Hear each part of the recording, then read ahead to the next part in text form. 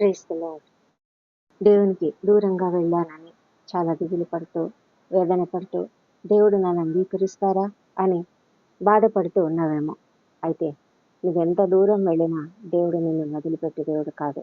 యోనా జీవితంలో అదే జరిగింది కదా. యోనా దేవుని చిత్తానికి వ్యతిరేక దిశలో వెళ్ళాడు. కానీ దేవుడు అతనిని కాపాడాడు.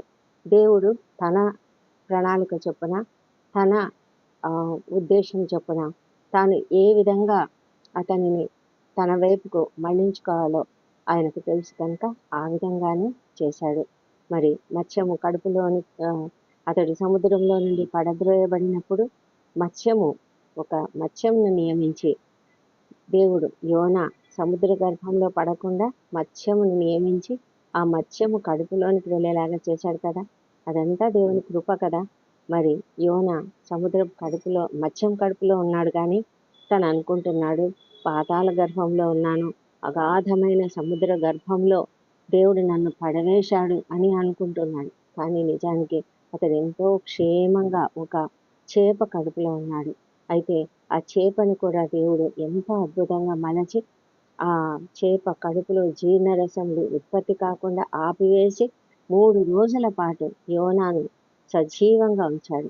అక్కడ కూడా యోనా ప్రార్థన చేయడానికి అవకాశం కల్పించాడు. మరి అతడు ఎలుగెత్తి మొరపెడుతూ ఉన్నాడు. అతడు దేవునికి మనవి చేశాడు.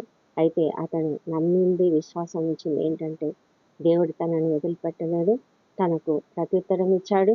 పాతాళ గర్భంలో నుండి కేకలు వేసినప్పుడు నా ప్రార్థన అంగీకరించాడు అని అతడు తాను స్వయంగా మరి సంతోషంగా విశ్వాసంతో అంటున్నాడు అనమాట. మనలో కూడా ఆ విశ్వాసం ఉండాలి. నువ్వు ఎక్కడున్నా, ఎలాంటి స్థితిలో ఉన్నా ఒక్కసారి దేవుని వైపుకు తిరిగి ఒక్కసారి ప్రభువా అని ప్రార్థించినట్లయితే దేవుడు నీ మాట వింటాడు, నీ ప్రార్థన ఆలపిస్తాడు.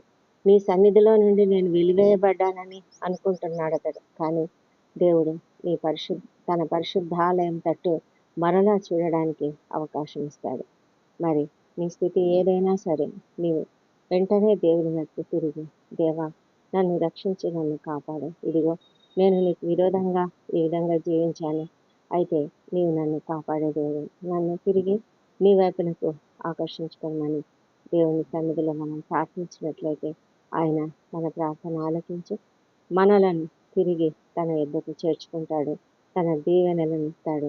సరైనటువంటి విధానంలో మనల్ని మలచి సరైన పాత్రగా, ఒక ఘనమైన పాత్రగా ఆయన చేసి నిన్ను నిలబెడతాడు. దేవునికి మహిమ కలుగును గాక. ఆమేన్.